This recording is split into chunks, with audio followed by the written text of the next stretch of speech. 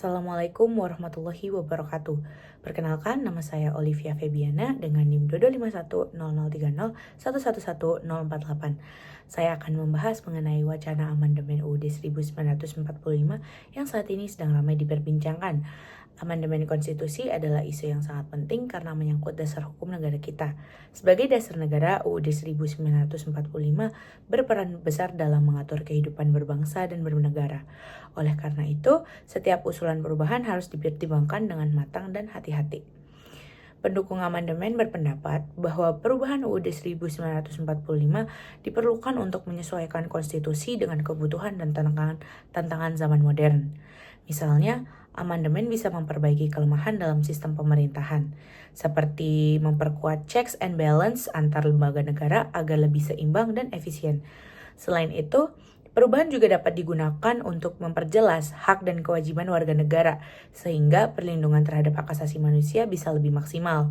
Misalnya, penguatan perlindungan hukum, hak kebebasan berpendapat, dan hak sosial ekonomi lainnya yang mungkin belum diatur secara spesifik dalam konstitusi saat ini.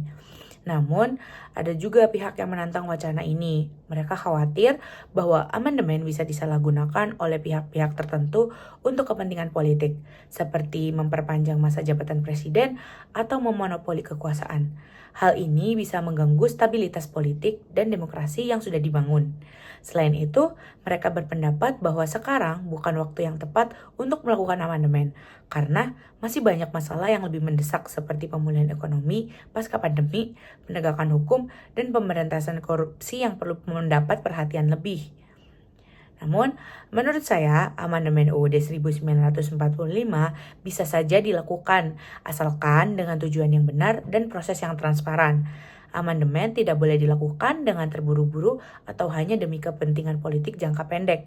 Prosesnya harus melibatkan partisipasi luas dari masyarakat, akademisi, dan para ahli hukum untuk memastikan bahwa perubahan tersebut benar-benar untuk kebaikan bangsa dan bukan untuk keuntungan segelintir pihak. Misalnya, jika ada bagian dari UUD yang memang perlu diperbaiki, seperti memperjelas kewenangan antara pusat dan daerah, maka perubahan tersebut harus dilaksanakan berdasarkan kajian yang mendalam dan disepakati oleh semua pihak. Sebagai warga negara, kita harus tetap kritis dan waspada terhadap setiap usulan perubahan konstitusi. Amandemen UUD 1945 bukanlah hal yang sederhana dan tidak boleh dilakukan sembarangan. Setiap perubahan harus disadarkan pada kebutuhan nyata dan disepakati bersama. Saya berharap jika ada amandemen itu dilakukan untuk memperkuat fondasi demokrasi dan memperbaiki sistem pemerintahan kita. Terima kasih telah menyimak penjelasan saya. Semoga penjelasan ini bermanfaat dan memberikan pemahaman yang lebih baik tentang wacana amandemen UUD 1945. Terima kasih. Wassalamualaikum warahmatullahi wabarakatuh.